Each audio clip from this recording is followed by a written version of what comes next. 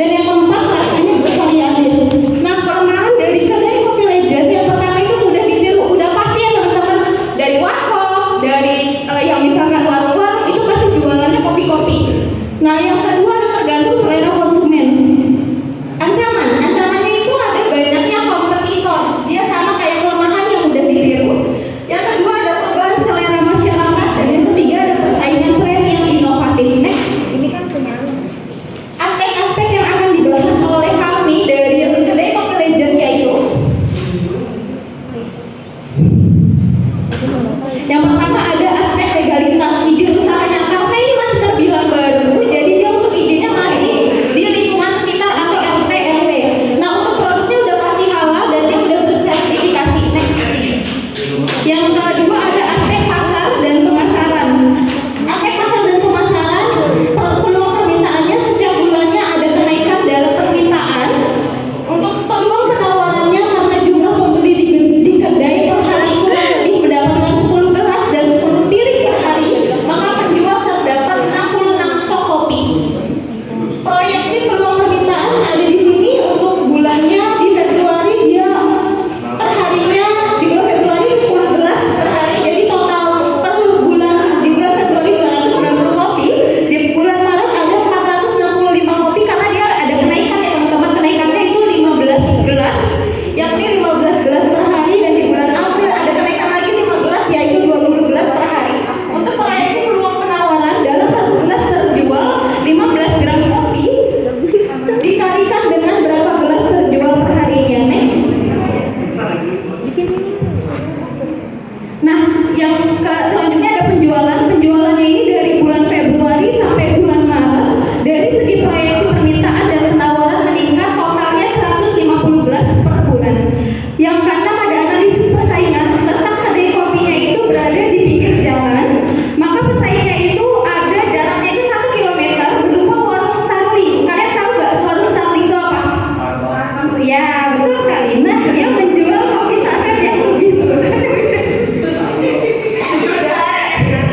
Nah, segmentasi pasar dia terletak di Jakarta Barat ya teman-teman. Untuk usianya itu kita ambil 15 sampai 50 tahun dan kalangannya itu menengah. Untuk pemasaran dan implementasi strategi, maka kedai kopi legend menggunakan strategi yaitu promosi menggunakan banner atau spanduk. Next. Sama ada juga Grab atau Gojek ya teman-teman. Jadi kalau misalkan kalian mau cek di Grab atau Gojek bisa cek di situ ada kedai kopi legend.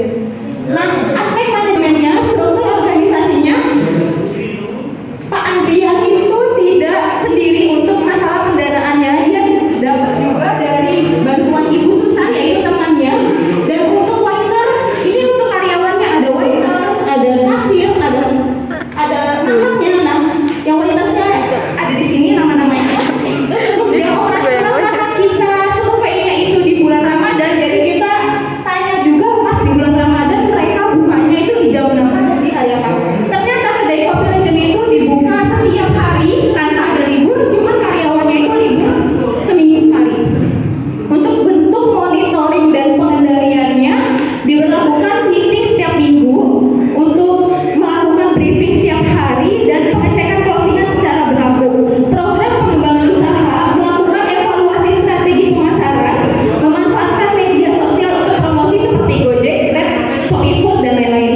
Bentuk komunikasi dan koordinasinya ini berbentuk karyawan yang melakukan komunikasi secara tatap muka jika ada kendala secara virtual, dan komunikasi lewat karyawan kepercayaannya untuk kalau misalkan yang tidak hadir. Jadi kita untuk masalah komunikasinya itu bisa lewat yang kepercayaannya, nanti kepercayaannya lewat ke bawah yang lain. Next. Aspek teknik, operasional dan teknologi. Ruang lingkup kegiatan bisnis, bahan bakunya itu mudah basi, jadi dia harus disimpan di lemari es, dan bubuk kopinya itu juga disimpan di tempat yang kedap biar tidak basi. Nah, untuk yang kedua, pelayanan pelanggannya baik dan ramah. Untuk proses kegiatan bisnisnya itu pelanggan memesan pesanan di kasir, ini in proses dan outnya ya. Kasir memproses transaksi di pesanan, kafe barista langsung mengelola makanan ketika kasir langsung dapat struknya, dan yang keempat pelayan mengantar dan menyajikan makanan di rumahnya.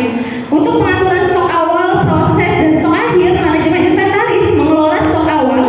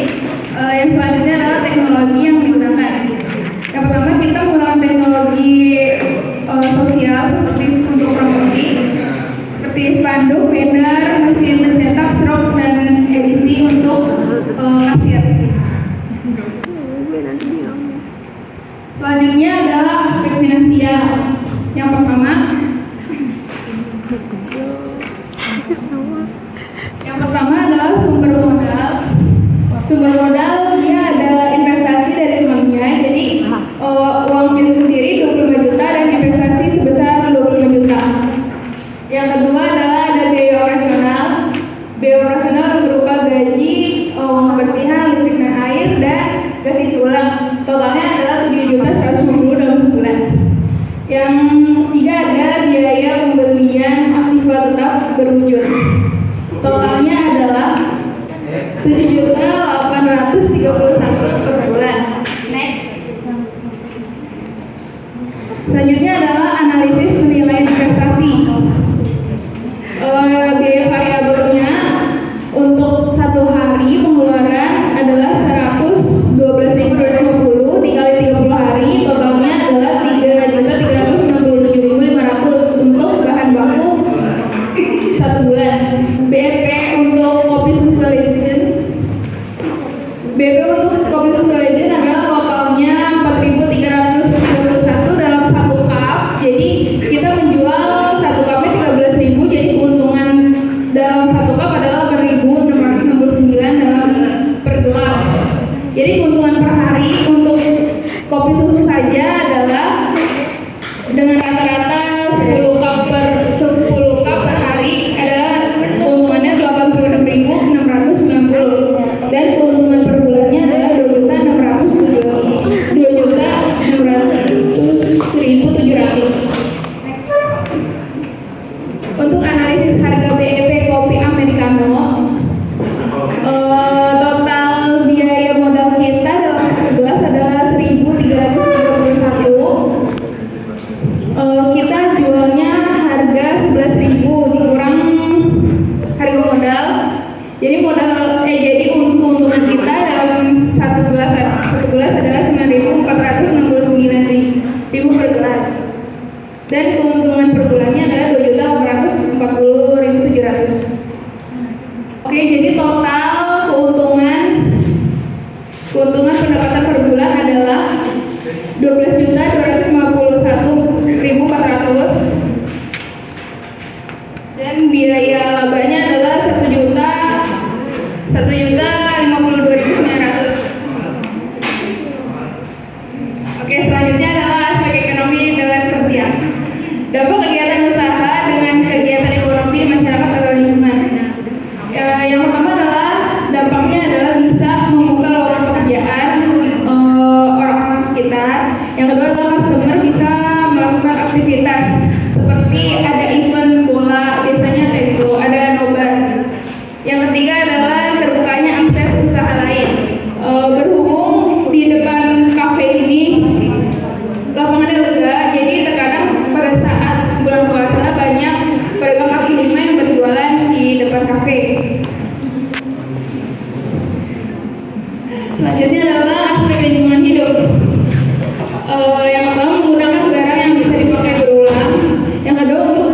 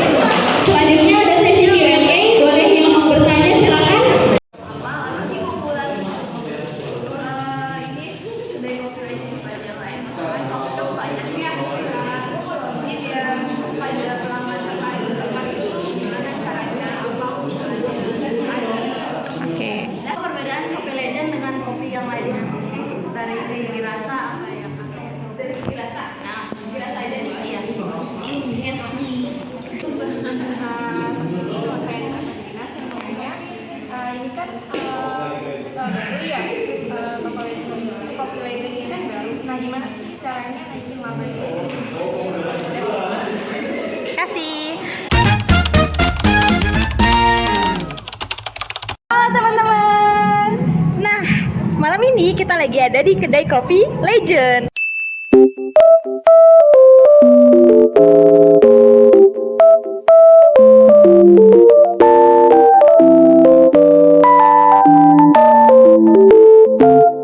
Aku di sini nggak sendiri loh teman-teman. Aku di sini bareng sama Kak Nurul dan bareng sama Kakak Zara. Kopi Legend ini ada di Jakarta Barat teman-teman. Kak Zara, kita kan lagi ada tugas nih, tugas dari kampus. Nggak apa-apa ya kita tanya-tanya sedikit?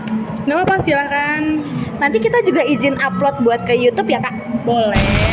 Terima kasih. Kak Zara, kita mau tanya nih, kira-kira kalau di sini itu kan pasti ada buka dari jam berapa dan tutup jam berapa, dan kira-kira Kakak di sini tuh bukanya itu di hari apa aja ya Kak?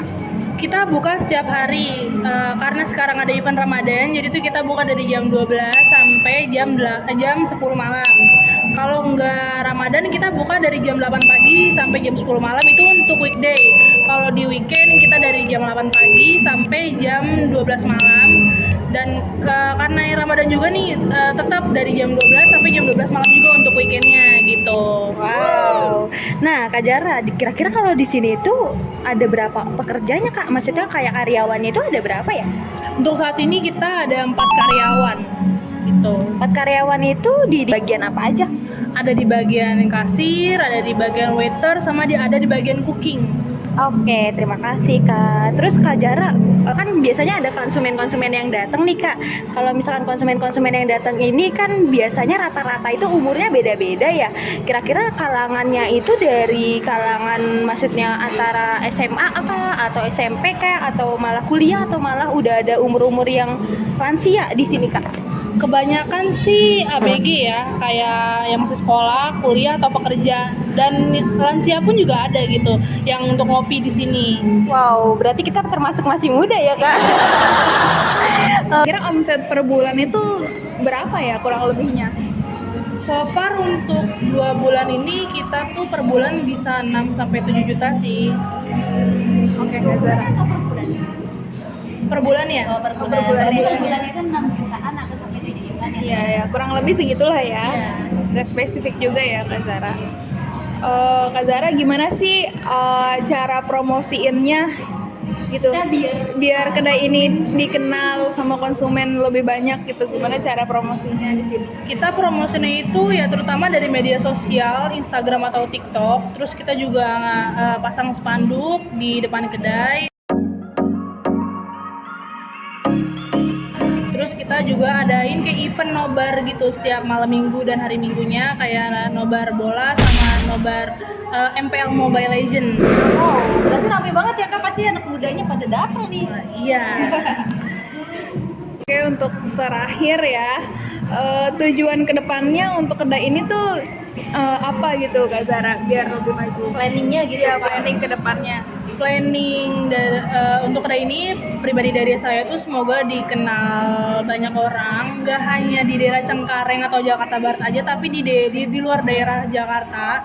Terus juga per bulannya omset makin naik, terus juga semoga bisa buka cabang di daerah-daerah lain gitu, biar semua orang bisa ngerasain menu-menu di kedai Kopi Legend. Oke. Tapi kan kalau boleh tahu nih, di sini tuh best seller makanan atau minumannya itu apa ya Kak? Kalau untuk minuman kita ada kopi Legend sama kopi susu Legend, itu yang best seller. Dan kalau makanan sih so far semuanya orang suka ya, jadi nggak yang begitu best seller gitu. Paling sih roti bakar yang paling orang pesen. Oh, paling banyak dipesan tuh roti bakar ya. Nah teman-teman, di sini kita juga termasuk beli kopi yang lagi best seller nih di Kopi Legend. Nah ini loh yang kita minum, ini best seller. Jadi kalau misalkan kalian penasaran sama rasanya, jangan lupa datang ke Kopi Legend. Terima kasih banyak Kak Zara atas waktunya. Terima kasih teman-teman. See you.